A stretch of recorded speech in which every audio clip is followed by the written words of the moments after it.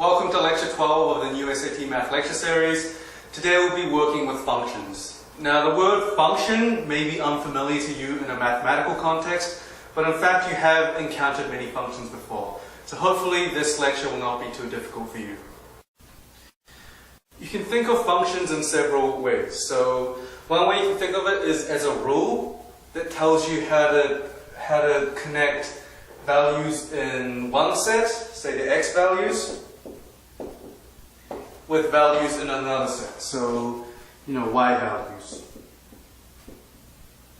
So a function is a rule telling you how to take a x value and find the corresponding y value. So you can think of it as like a machine into which you put an input, which would be x values, and it gives you an output, which would be y values. So if that sounds confusing to you, it'll make more sense if we just use specific examples.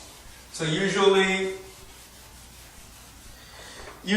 functions are equations that you can write as y equals something.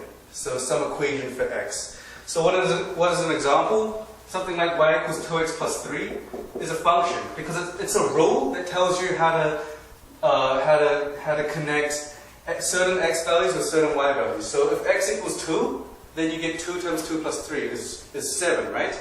So that means the x value equals 2 corresponds to the y value 7.